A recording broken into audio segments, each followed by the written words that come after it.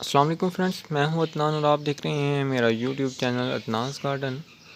आज इस वीडियो में मैं अपने चंबेली प्लांट या फिर जैस्मीनम ग्रैंडीफ्लोरम का ओवरव्यू दूंगा।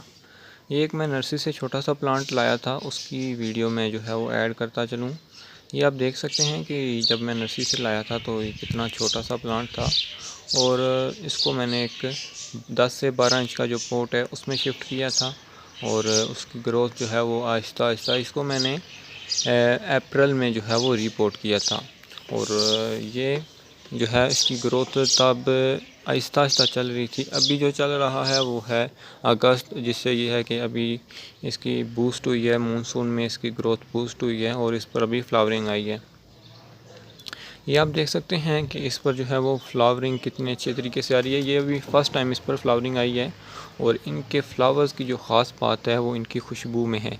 इनके फ्लावर्स की जो खुशबू होती है वो बहुत ही अच्छी, इसमें जो है छोटे छोटे वाइट कलर के फ्लावर्स आते हैं और इनकी जो खुशबू फ्रेगरेंस होती है वो तो बहुत ही खूबसूरत।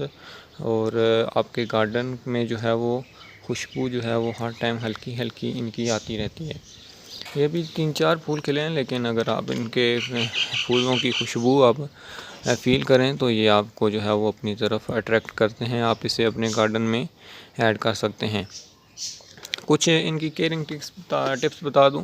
ये एक फुल आउटडोर प्लांट है। अगर आप इसे पॉट में ग्रो कर रहे हैं तो आप इसके लिए जो है वो 10 से 12 इंच का पॉट सेलेक्ट कर सकते हैं और इसके लिए जो सॉइल होनी चाहिए वो बिल्कुल वेल ड्रेन होनी चाहिए, जिसमें यह है वो बहुत ही अच्छी तरह ग्रो करता है।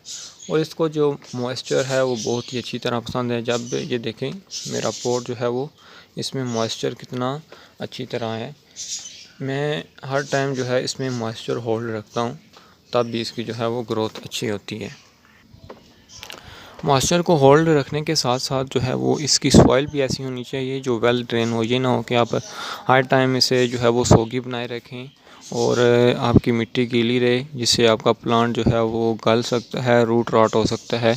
ऐसी सॉइल होनी चाहिए कि आप जब भी पानी डालें, पानी जो है वो ड्रेन होके ड्रेनेज होल से बाहर आ जाए, लेकिन जो है आपकी सॉइल वो मॉइस्ट रहे, जिससे ये है कि इस प्लांट की ग्रोथ, ये आप देखें कितनी नई नई कलियाँ आ रही हैं इस पर। इसका रीज़न जो है वो इसकी बेस्ट सॉइल है और पोट साइज़ है। अगर आप इसे पोट में ग्रो करते हैं तो इसकी मैक्सिमम हाइट जो है वो 3 से 4 फुट तक जाती है और इसे आप ग्राउंड में ग्रो कर रहे हैं तो ये 10 से 15 फीट तक ग्रो करता है। ये एक सेमी वाइन टाइप प्लांट होता है। ये एक सेमी वाइन टाइप ग्रो करता है और अगर आप इसे वॉल के साथ ग्रो करते हैं तो ये आपके वॉल के साथ क्लाइम करता है और बहुत ही आपके गार्डन को बहुत ही अच्छी लुक देता है।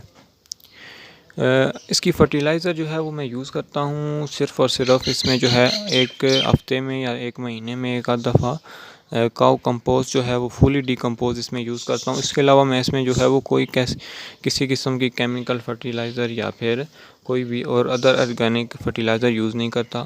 इसमें जस्ट जो है वो मैं काऊ डंग कंपोस्ट यूज़ करता हूँ। ये इसके लिए बेस्ट है क्योंकि उसमें जो है वो तमाम माइक्रो न्यूट्रिएंट्स या फिर NPK वैल्यू जो है वो उसमें मौजूद होती है, जो प्लांट्स की ओवरऑल ग्रोथ के लिए अच्छी होती है।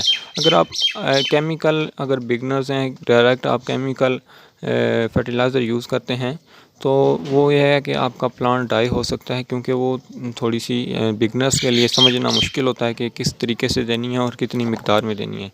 इसलिए आप कोशिश किया करें जब भी आप जो है वो फर्टिलाइज़र दें तो उसके लिए ऑर्गेनिक फ़र्टिलाइज़र दें। उम्मीद है आपको इस वीडियो में सब कुछ अच्छी तरह समझ आ चुका होगा। मज़ीद ऐसी गार्डनिंग से रिलेटेड इन्फॉर्मेशन के लिए मेरे चैनल को सब्सक्राइब करें। चलते हैं, अल्लाह हाफ़िज़।